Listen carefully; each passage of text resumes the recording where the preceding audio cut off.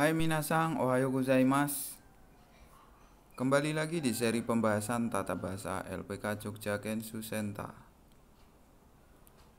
Bersama saya Yusuf dan kali ini kita akan mempelajari Mina no Nihongo bab 8. Di bab 8 ini akan ada beberapa materi yang akan kita pelajari, yakni sebagian besar mengenai kata sifat.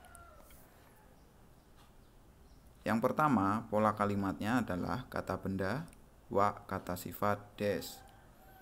Yang kedua adalah kata sifat, kemudian kata benda, yaitu menggabungkan kata benda dengan kata sifat.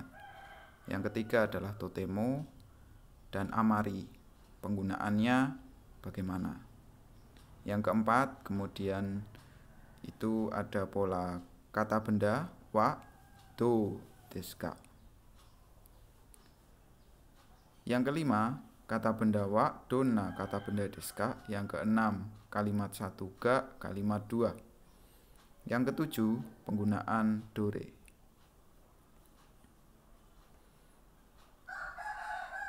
Karena ini merupakan pembahasan kata sifat yang pertama kali, mari kita berkenalan dulu dengan kata sifat dalam bahasa Jepang. Kata sifat bisa dipakai sebagai predikat maupun kata yang menjelaskan kata benda. Kata sifat ini dapat berubah dan dibagi dalam dua grup, yakni kata sifat na dan kata sifat i, sesuai dengan perubahannya. Yang pertama, mari kita pelajari perbedaan kata sifat i dan kata sifat na. Berikut beberapa contohnya. Kata sifat na diantaranya adalah hansamu, kirei, shizuka, nigiaka, genki. Kemudian kata sifat i, oki, chisai, atarashi, furui, atsui. Jadi dengan melihat tabel berikut kita bisa memastikan bahwa kalau kata sifat i akhirannya pasti i dan kata sifat na akhirannya bisa bervariasi selain i ya, kecuali untuk kirei dari tabel berikut. Sebenarnya ada beberapa pengecualian, sekitar 4-5 pengecualian seperti kirei, yume, dan seterusnya. Nanti akan dibahas lebih detail ketika membahas di contoh-contoh kalimat bersama sensei di latihan-latihan soal.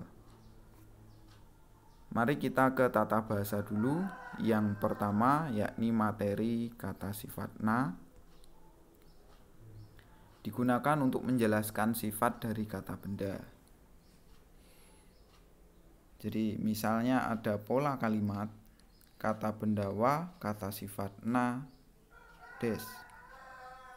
Itu nanya hilang, jadi tidak pakai na.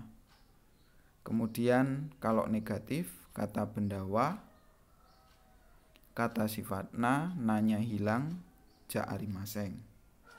Contohnya, yang kalimat positif, contohnya film ini terkenal. Kono eiga wa yume desu. Jadi tidak pakai na, bukan yume na desu, tapi yume desu. Contohnya apabila negatif, film ini tidak terkenal. Kono eiga wa yume ja arimaseng. Seperti itu. Jadi tidak menggunakan na, bukan yume na ja arimaseng, tapi yume ja arimaseng. Contoh kedua, kamera itu praktis. Sono kamera wa benri desu. Kamera itu tidak praktis. Sono kamera wa benri ja arimaseng. Kemudian kata sifat i. Kata sifat i juga mudah, tinggal dipakai saja. Kata benda wa, kata sifat i des. Contohnya sushi enak, sushi wa oishii desu. Mudah ya. Namun untuk kalimat negatif kita harus menghilangkan i kemudian menggantinya dengan kunai. Kata benda wa, kata sifat i hilang, kita ganti kunai des. Contoh yang pertama, sushi tidak enak. Sushi wa oishi kunai des. Jadi i yang paling belakang kita hilangkan, kita ganti kunai. Yang kedua, hari ini panas. Kyou wa atsui desu. Kemudian hari ini tidak panas. Kyou wa atsu kunai desu. Jadi i yang paling belakang kita hilangkan, kita ganti kunai untuk kata sifat i. Masih ingat ya, tadi kata sifat na negatifnya ja arimaseng, tapi kalau kata sifat i negatifnya i-nya hilang, ganti kunai. Kita menuju ke materi yang kedua. Kata sifat na, kata benda ya, digunakan untuk menjelaskan sifat dari kata benda. Risna adalah orang yang ramah. Rizuna sang wa shinsetsuna hito desu. Jadi jika digunakan untuk menjelaskan sifat dari kata benda, kita menggunakan na. Jadi bukan shinsetsu hito desu, tapi shinsetsuna hito desu. Seperti itu. Contoh yang kedua, itu adalah baju yang bagus sekali. Sore wa suteki na satsu desu. Jadi bukan suteki satsu, tapi suteki na satsu desu. Oke, kita menuju ke contoh yang kata sifat i. Gudeg adalah makanan yang enak. Gudeg wa oishi tabemono desu. Jadi kalau kata sifat i itu langsung saja ditambahkan dengan kata bendanya. Ya. Oishi tabemono. Gitu ya. Contoh yang kedua, ini adalah mobil yang baru. Kore wa atarashi kuruma desu. Atarashi kuruma desu, gitu ya. Atarashi baru, kuruma kan mobil ya. Atarashi kuruma. Langsung ditambahkan dengan kata benda. Namun kalau kata sifat na itu harus ditambahkan na sebelum kata benda. Kita menuju ke materi yang ketiga, penggunaan totemo, sangat. Yang perlu diperhatikan adalah diikuti dengan kalimat positif. Kemudian keterangan yang menunjukkan tingkat atau derajat. Menjelaskan kata sifat. Ya. Contohnya yang pertama, Lia sangat sehat. Lia sang wa totemo genki desu. Ya, totemo itu menyangatkan gengkinya, ya, menyangatkan sehatnya, semangatnya, atau ya aura sehatnya itu ya, itu disangatkan dengan totemo. Tas ini sangat mahal. Kono kabang wa totemo takai desu. Ya, mahal, takai. Disangatkan dengan totemo. Sangat mahal, totemo takai. Rumahnya Putri adalah rumah yang sangat bersih. Putori sang no uchi wa totemo kirei na uchi desu.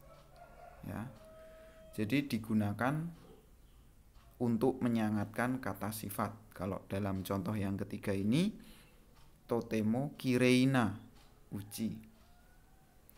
Yang keempat, Doraemon adalah anime yang sangat menarik.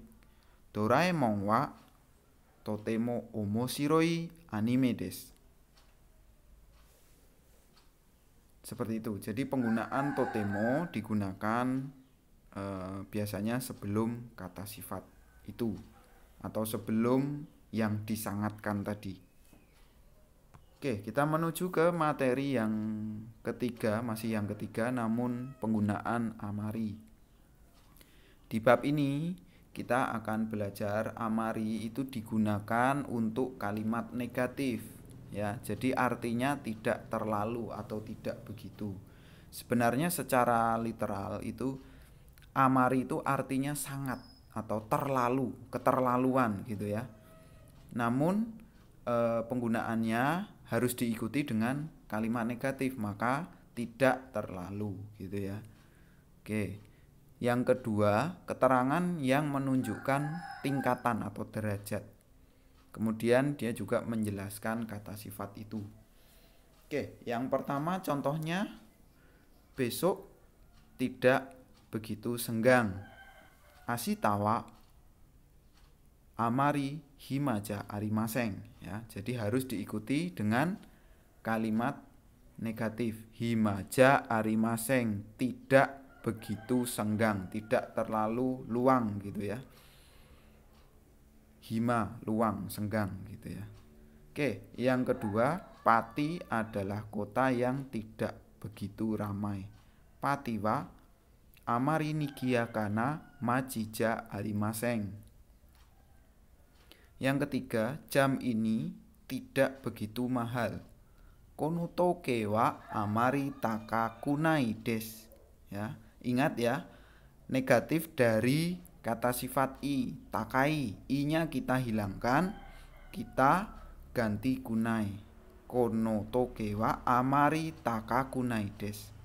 Yang keempat, ini adalah laptop yang tidak terlalu bagus. Korewa amari yokunai pasokong des. Bagus i atau yoi ya. Namun untuk negatif dari i itu harus menggunakan yoi. I-nya kita hilangkan, kita gantikan kunai. Jadinya yokunai, itu tidak bagus. Amari yokunai, tidak terlalu bagus. Tidak begitu bagus. Oke. Kita menuju ke materi berikutnya, yakni penggunaan do deska. Ya, bagaimana? Ini digunakan untuk menanyakan kesan, pendapat atau pikiran tentang benda, tempat, orang dan lain-lain yang dialami oleh lawan bicara. Dan jawabannya ini hampir pasti kata sifat. Contohnya, bagaimana tentang foto ini? Kono sasing wa do desu ka? Foto ini gimana gitu ya. Kalau bahasa informalnya, gimana foto ini? Jawabannya kan kata sifat, suteki desu. Ya, indah sekali, bagus sekali. Contoh yang kedua, bagaimana tentang jus sayuran atau jus sayuran? Bagaimana gitu ya. Yasai jusu wa do desu ka? Tidak begitu enak. Amari oishi kunai desu. Gitu ya. Jadi jawaban dari do desu ka itu hampir pasti kata sifat karena menanyakan kesan ya. Oke. Kita ke materi berikutnya yang kelima, yakni kata benda wa dona kata benda dua desu ka. Yang bagaimana? Ini juga jawabannya hampir pasti kata benda yang diikuti kata sifat, yang dijelaskan oleh kata sifat. Si pembicara ingin lawan bicara menjelaskan atau menerangkan kata benda satu ya. Yakni kata benda tadi diterangkan dengan kata sifat. Dion adalah orang yang bagaimana? Dion sangwa donna hito desu ka? Orang yang tampan. Hansamuna hito desu. Yang kedua, Bandung adalah kota yang bagaimana? Bandung wa donna machi desu ka?